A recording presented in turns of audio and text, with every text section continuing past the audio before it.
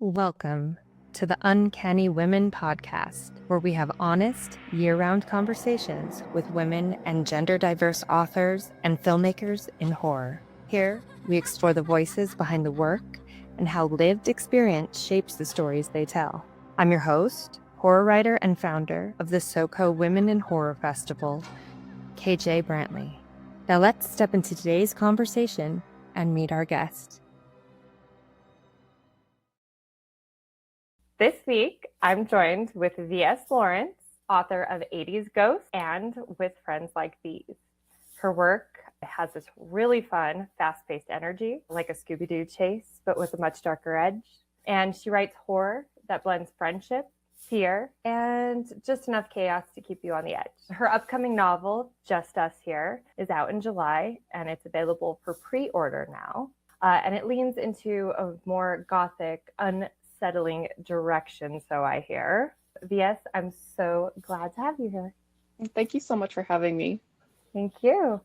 I'm so excited to speak with you, and I'm so glad you're able to make it to our conversation today because I know you just got back from the Sacramento Book Festival and sold out of all of your books, which is amazing. It was crazy. I know that. So what was that experience like for you? It was so much fun. I actually was supposed to go last year, but I wasn't able to make it down there. And this year they moved it to a space that was, I think they said 4 times as large as last year.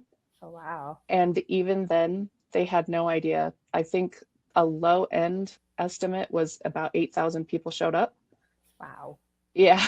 And it was such a fun, energetic, and friendly atmosphere. And it was just such a great time. Everyone was so nice and just showed up for the books. For other horror authors there, were you all put together in the same area, or? There were a handful of other horror authors, like Josh Milliken was there and Bitter Corella. Mm-hmm. And they didn't put us all together. We were kind of scattered, which I think was I'm still not sure how I feel about if I think it's better to have everyone grouped together or if I like it when it's scattered, because then you kind of get to wander and see all sorts of different things and I could see it actually being better to be spread out, that way more of the crowd that's maybe not realizing they would be interested in your books, but they're going to see somebody else would kind of come across that. So That's pretty cool though. Yeah, that's a good thing to take note of for us other authors about some events to consider in the future. That's amazing. So I just finished With Friends Like These, and it feels like such a perfect, summer horror read. And it is a YA horror book. And there's a mix of like supernatural and slasher, which is like almost like My Best Friend's Exorcism meets like a Michael Myers or Jason vibe. Yeah, and I loved it. And with a twist, of course, there was, I thought, a pretty cool twist to it. Like, that was, surprised me, and I thought that was fun. So how did that story come together for you? It just kind of came all to me one day. I was like, you know what? I had a particular scene at first. It was a scene where she's running through the woods, and I had that scene materialize, and then I was like, oh my goodness, what is that? And I sat down, and I'm not usually a plotter. I wrote 80s Ghosts like completely by the seat of my pants, just went with it. But when this story came to me, I sat down and I did the most intense outline I have ever done, like down to what everyone was eating at each meal. I know it was intense. And then I just sat down and I hammered it out in like 3 months. That's amazing. That's the kind of inspiration we all wish we could have when we're writing. I know. I know. I wish I could replicate that again, but it'll happen again. But I'm glad that happened for you because that was a really cool story. And it sounds like other people are really enjoying it as well. Obviously it sold out your copies at the festival, but I've heard good things too on reviews I've seen and everything. And I really enjoyed it. So definitely one to check out. One thing that really stood out to me with it, and I'm not sure if this was your intention or not, is how it plays with like teenage girls as either monstrous and or almost conduits for something darker. Was that something you were intentionally exploring, kind of in a Carrie sort of fashion? I think unintentionally, because when I first got the idea, it was just the twist kind of. I had that twist. And then as I started writing it, I kind of realized that there were a lot of different things that I was exploring with the teenage girl storyline or whatever you want to call it. I think the one that I feel is the most is that teenage girls can be very mean. Yep. And also when you're going through puberty, you're you have to deal with some demons, and you have to learn how to accept what you're becoming. And I think that was the main thing I was thinking of when I was writing it, is just, it's such a tumultuous time in your life, and you're changing, and everyone around you you don't know if you can trust anyone all the time. And so that's kind of where I was going with it for the most part. But it's true. The teenage girl is a great way to depict a lot of brutal things. Yeah, I mean, puberty for men or girls and boys, all genders, I feel like is like just a crazy, wild time. But then I think it is like, as, girls growing up as girls ourselves, I think, yeah, that is just such a great fertile ground for that kind of thing, because it actually was traumatic, I think, for a lot of us too, dealing with those relationships.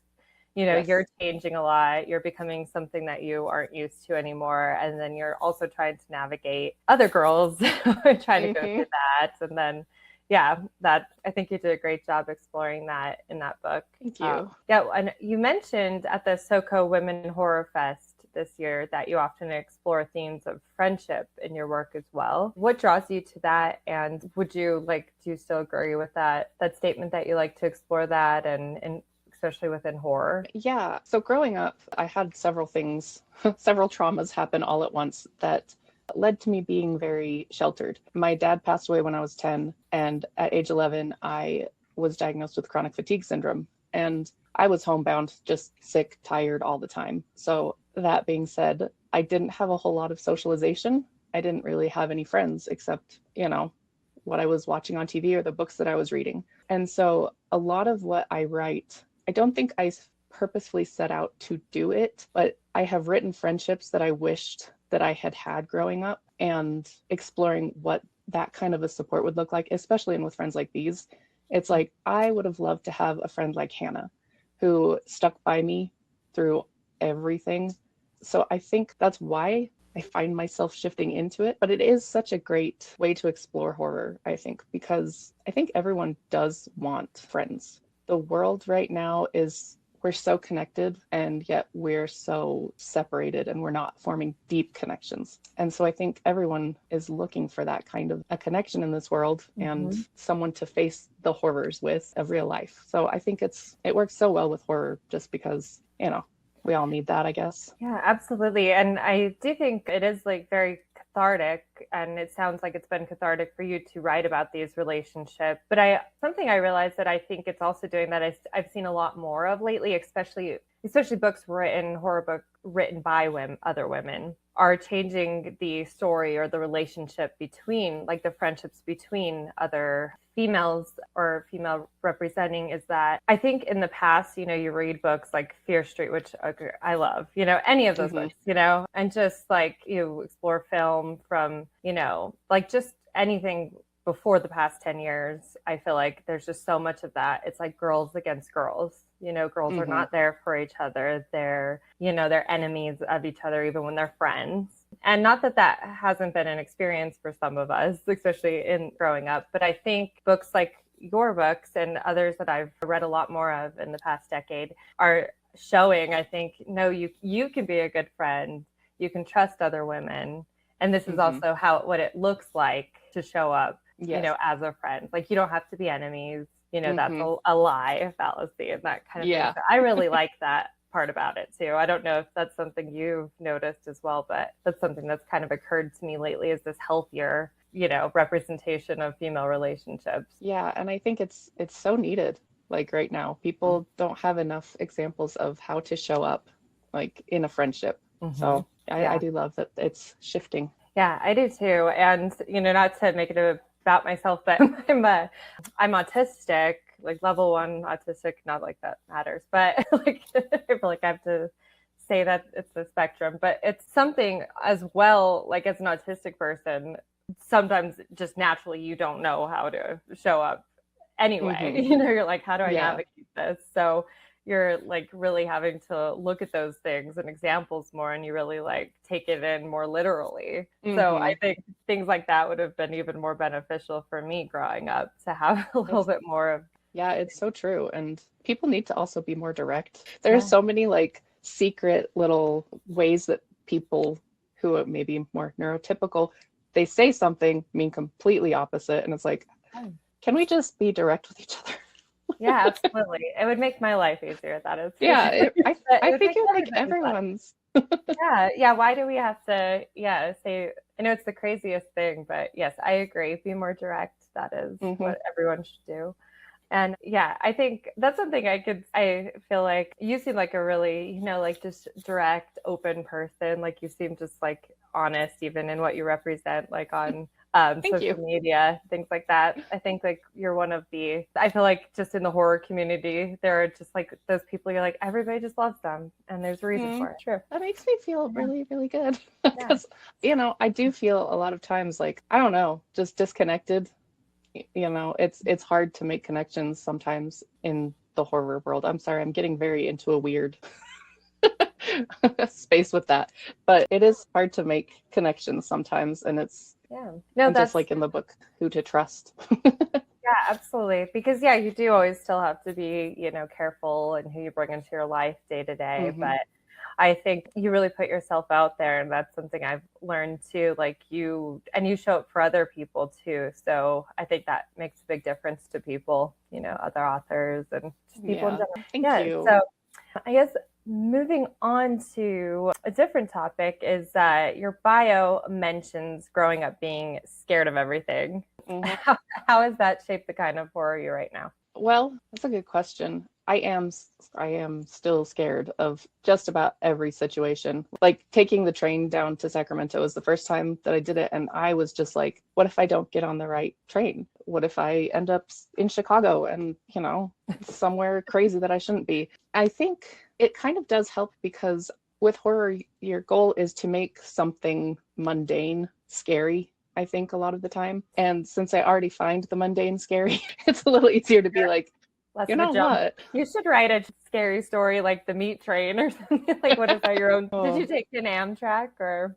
I did, yeah. Yeah, yeah, I did Hmm. that once too. Except I did go through Chicago, so luckily that's Oh, where nice. I was moving to Boston at the time. I lived there. Yeah, yeah, I lived there for 6 years, but I took a train out there, and this is when they allowed you to take more suitcases for less money. Hmm. So I had like 8 suitcases just filled with all my belongings. Oh, that's awesome. Yeah, that was so fun. I know when you were talking about your train trip out there, I was like, oh, I want to do that again. That was probably the last It's time I ever did.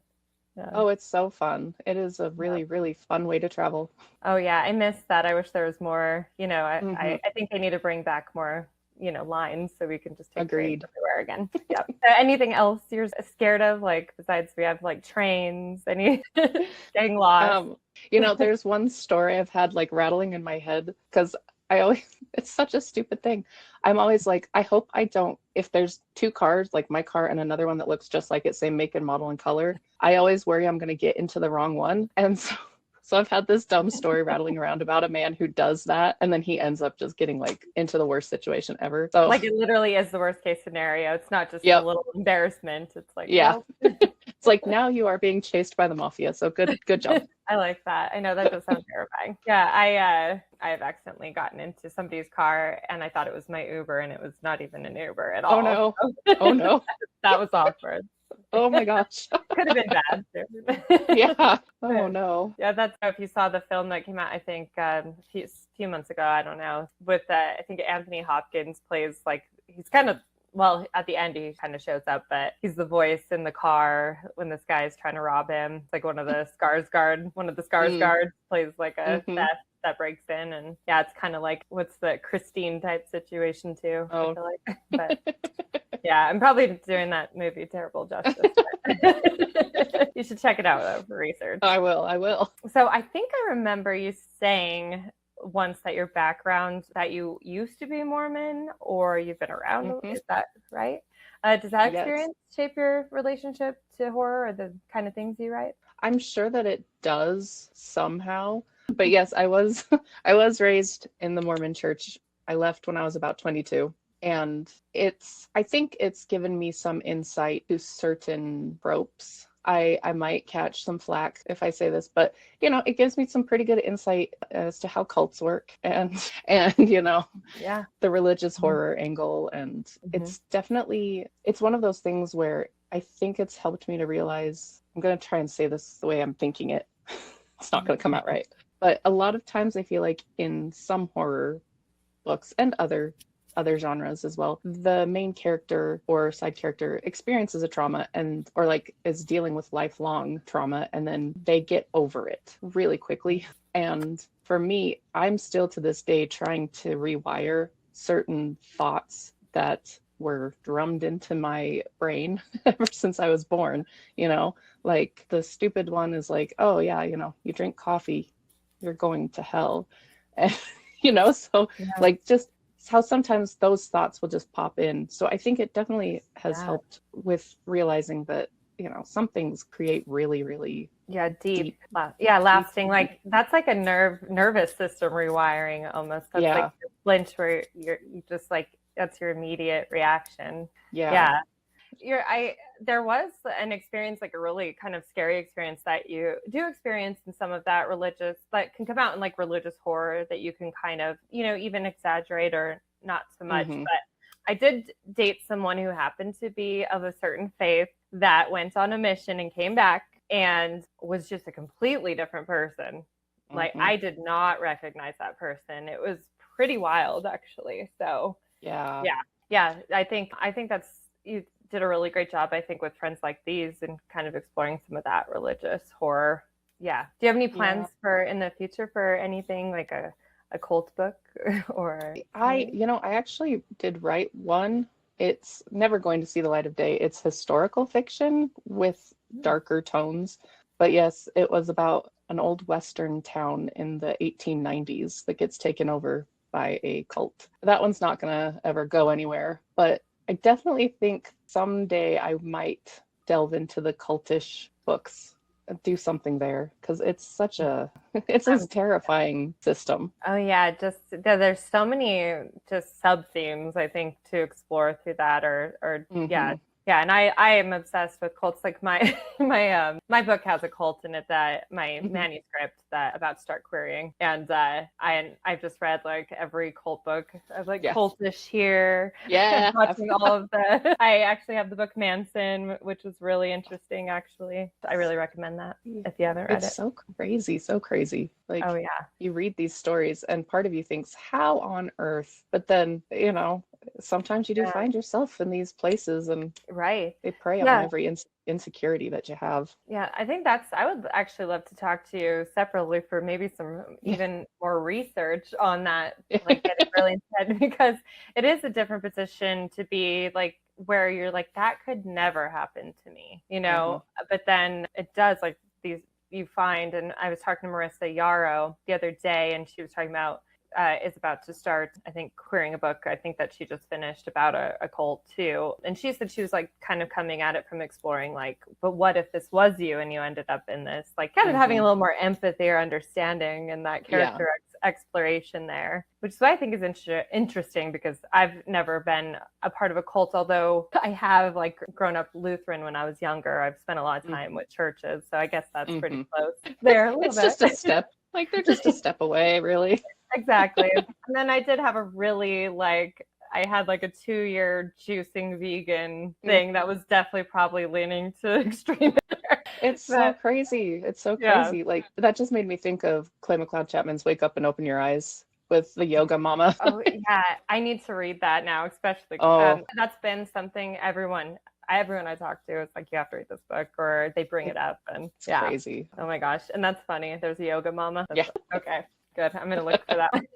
that Definitely. Part. So I guess moving on from cults and fear, and you have an upcoming book that I'm really, really excited about, because I love the gothic. You mentioned, I think it's like going into reversing from YA territory to more adult. Is that right? For Just Us Here, that's coming out in July.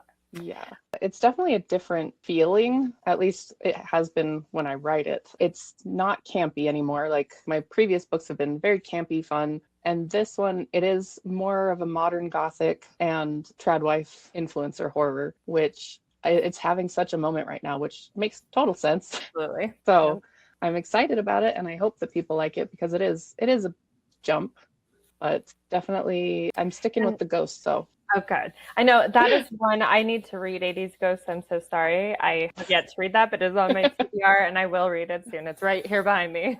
oh, it is all good. I will be reading that. And definitely I will read Justice Here when I get the first opportunity. But for listeners that don't know much about it yet, could you kind of give a little blurb maybe about Justice Here? Yeah, so it's about Ren, who is a lifestyle vlogger. She's always been kind of ahead of the trends, and so she sees that the trad wife movement is going to be blowing up. And so she takes her husband and newborn baby, moves out into the country, and decides to start this whole new slow living trad wife content. But after moving out there, some creepy things start happening, and she begins losing time and some of her uploads she doesn't remember making. And it's all about, yeah. Sorry. It's about like the performance of perfection, about how what we present online is not always the truth. And a big piece of it, which I'm excited about, is the audience is a character. So like the viewers are watching this all happen, and how they react to it's true to life, I think. That's interesting. So is that a POV choice? Like, is it second person, or, can you give anything away with that? Yeah, there are some chapters that are transcripts of her vlog and then the comment section. And it's in the comment section where we see how the world is experiencing what Ren is going through. That's interesting. Yeah, that sounds really eerie and really unsettling. Like, this sounds like it'll really get under your skin. I hope so. I've had a really good time writing it. But it's slow burn, and I think the house itself is also one of the characters in the barn. But I hope people like it. Yeah, I mean, I think it sounds really cool, and I've loved everything else that I've read of yours. So, oh, thank you. Yeah, it sounds awesome. It's a little more gothic, and I'm really drawn to gothic. But yeah, if you like that kind of thing, and that trad wife is just having its moment, as VS said, and so definitely don't want to miss this one.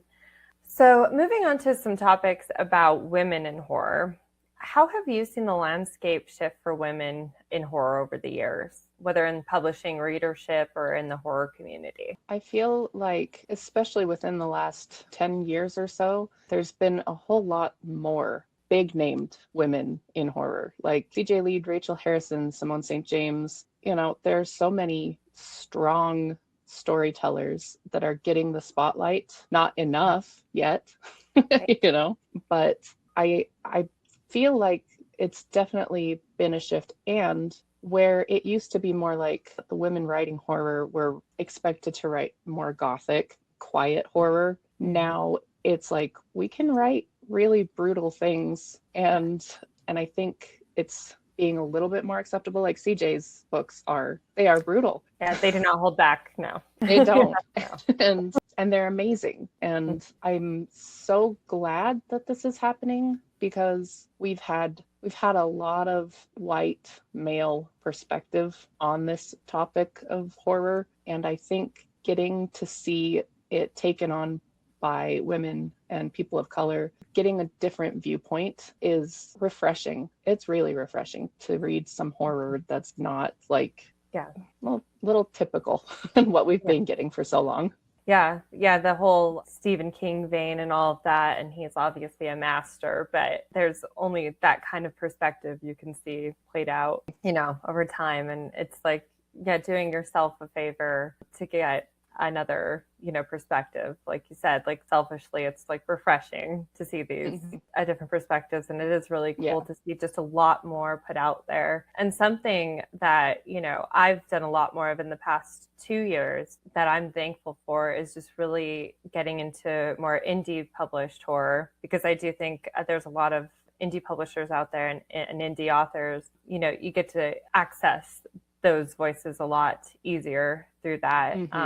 Because there still is that problem, I guess, if you want to call it. I think it's kind of a problem as far as having access to everything that's out there. If you're not searching for it, there's still sometimes the same, names put out there. Yeah. And you're like, this is it. So I think that's really cool. Like even discovering your work, R.J. Joseph, all these amazingly talented, Laurel Hightower, just incredible quality stories, just the diversity, and just not just the, I guess, diversity in the author, but a way of like diversity in voice and tone and the type of story being told. It's just like, so awesome. Yeah, exactly. I was just kind of talking about this do you think horror written by women is reaching broader audiences in the way it should, or is there still some work to be done? I think like you're saying there's work to be done, but I guess like a better question might be like for readers who may not seek out horror by women, like what do you suggest maybe that they start with, or what do you think that they're missing? Well, there's definitely a lot of work to be done because there are still so many men who refuse to pick up a book if it has a woman's name on it, which it's heartbreaking, not just for the women who are writing it, but for these men, because they are missing out on a crucial point of view of life, because women are writing our lived experiences, and to just completely ignore that, it's kind of problematic. And as to where to start, I just recently read my very first Shirley Jackson, which I know I'm so late to the game. Oh, so no. late to the game. I was pretty late to the game with that too. Do not feel bad. But her writing is the way that she captures like what it is to be a woman in just these tiny little scenes and vignettes it's amazing and heartbreaking. And not all of her stories are like brutal. Most of them aren't. They're very simple, rich. And I don't know. I think that's a really good place to start. Like, talk about amazing writing. Holy cow. Yeah. And so ahead of her time. Yeah. So ahead of her time. Amazing. Yeah, that's a great suggestion. Yeah, and I think like going back to like, I guess, classics or more progressive women ahead of their time in the horror space, a little bit later, but Joan Sampson's Auctioneer, I really liked. That was so good. And I just read a play recently that I recommend. It's like a little short play. The short story equivalent is this play called Trifles. I guess it's like, I would say it's horror, but it's like kind of psychological, or just, I don't even quite know what you'd call it, but it was a 1916 play. And I think it's just actually so kind of relevant today. And it kind of goes with that tradwife thing in a way, but 1916 style. By Susan Glaspell, P-E-L-L. And that was really good. I recommend that. And I'm writing that one down. Yeah, please, seriously, it was so, I was like, oh, this is good. It kind of gave me an idea to maybe do, maybe do a little spin on it. I don't know, but yeah, I was like, it's good. And what about some modern, some contemporary, I guess, something I like to ask every guest on my show is, what is a horror book by a woman, and this would be modern or underrepresented voice, that you think people need to read more of as well? Besides you, of course. Oh man, there are so many. In the indie sphere, AC Hessenauer, she's amazing. She's very, very good. And I just got the arc of her new one, Going to the Six, and it's so good already. Like, I'm only a little ways in, but she's fantastic. No, I know there's just so many. It's hard to just like name on the spot, but yeah, AC's a great suggestion. And what's the first, I guess, next one that comes to mind? I know there's something that sounded like Yeah. When the Reckoning Comes. I just read that book and it is amazing. I've not read that one, and I'm going to add that to my list now. It's so good. It's very heavy, the themes that it's dealing with, but it is beautifully written and it's haunting and it will stay with you. But it's fantastic. There's so many incredible authors Candace Nola, and I'm trying to think of the smaller names because I'm not even smaller, but the more indie, not the ones that don't need as much help as or any help at all. Right? Yeah. It's like, I'm very happy for them. But yeah, Red Lago, she's fantastic as well. I hope I pronounced that correctly. Oh, how do you spell that? Lagoe. Okay. And Red, you said? Red Lago. Okay. Red Lago. Lago. Yeah, we're sorry. If that's butchered. I apologize if I butcher people's names or if I forget them entirely. My brain is made out of Swiss cheese. Also, something that I realized as a reader, actually, it's been humiliating as an adult sometimes, because I was like a bookworm child and I would read some advanced things like when I was younger, like when I was 9, I'd go at recess and read Jane Eyre or like other things. But something I realized that I didn't really realize until I was embarrassed was that I didn't know how to actually pronounce the words I was reading. So it was like the way I read it. And so as an adult, I would like go out and like, he'll be like, you mean this? Like, you're an idiot. I read a funny thing about that. Someone said, like, don't make fun of people for mispronouncing words because they learned it by reading. Exactly. And that's always a good thing. So yes, thank you. Vindicated. Exactly. Thank you so much. Think listeners, where can they follow you if they want to catch up on your work and just see, what's coming up for you? So I am on Instagram as vslawrence.author. And my website is vslawrence.com. You can find me everywhere, really. Yeah, and if you buy her books on her website, she sends the coolest swag. So I try. So amazing. And so V.S. Lawrence with Friends Like These out now, a great summer read. And be sure to pre-order Just Us Here coming out in July. Thank you so much, V.S., and I hope to talk to you soon. Thank you so much. It was a blast. That's all for today's episode of Uncanny Women. If you enjoyed this conversation, subscribe to catch our weekly episodes. You can also follow us at Uncanny Women Podcast and at Women in Horror Festival Co. See you next time.